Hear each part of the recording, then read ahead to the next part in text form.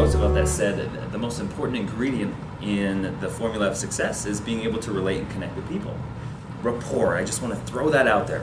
What does that mean? Like what words come up? What words sort of define for you what rapport is?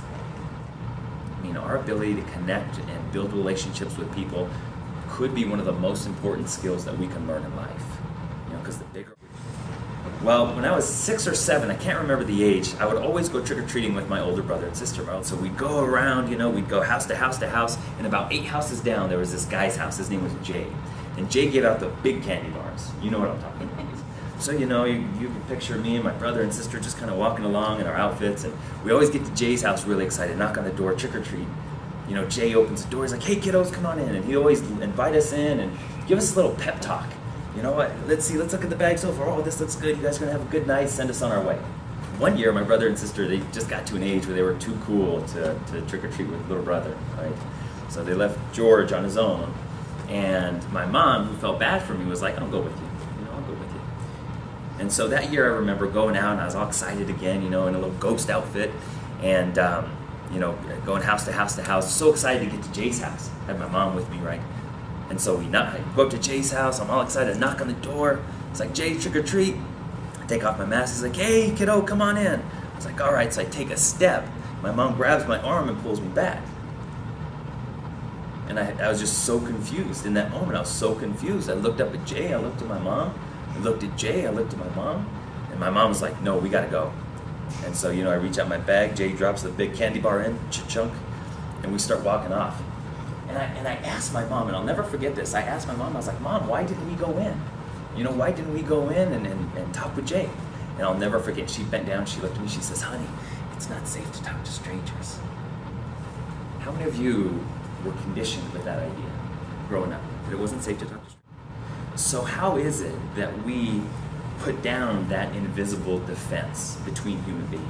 So that's it. You would find someone to talk to, and then you would introduce yourself, right? So step 1 is introduce yourself. And there's a step 2 is remember their name. The sweetest sound to anyone's ear in any language is their own name. Their own name. Have you ever met somebody and then you met a week later or a week or 2 later, they remembered your name, but you didn't remember theirs? Awkward. And in that moment, do they have instant connection, instant rapport with you? Absolutely. The first technique is called branding. Branding. So visual association. I met this woman named Deb. Growing up, there was a woman named Deb around the corner from me, around the block from me. And I was really good friends with her son, Mike.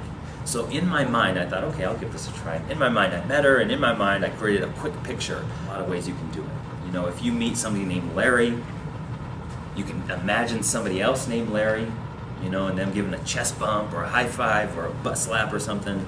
Something different that will allow you to remember. It's not like, hey, you got a deal? Nice job. This is step 3, is discover a commonality with them and create synchronicity. And you'll notice that you're already doing a lot of this in your conversations, but we'll bring it to the conscious surface so you say, oh, I can do this consciously, instead of just kind of hoping and winging it that you'll connect. So it's finding something that you have in common with the other person. Because it's not safe to talk to strangers, but if you have something in common, what happens? Not strangers anymore. Anybody familiar with the idea of matching and mirroring? Because we like people like who? Like ourselves. Like ourselves.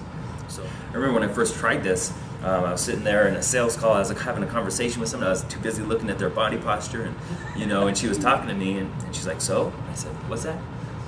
And I just totally missed what she had just said, broke rapport.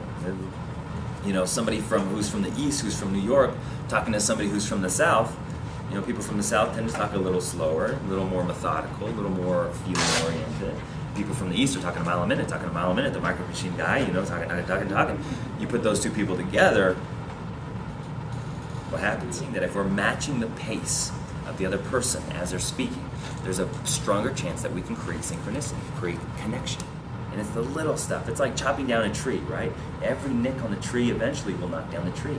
So every little thing you do in a conversation is another communicative moment to connect with that person.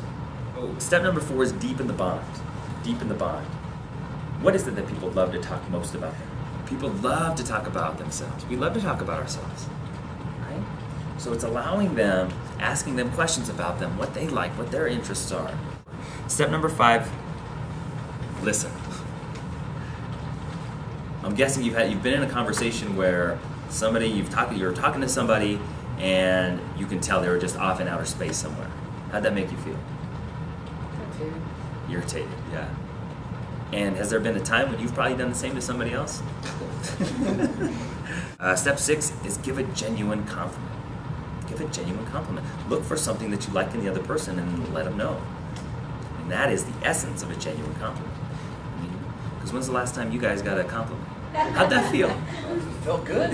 Reinforced my buying decision. So number 7, and this is where, in the long term, you guys are really going to benefit in the business that you're in, is reconnect with them. Because it's one thing to have a great conversation and interact with somebody, but to never talk to them again.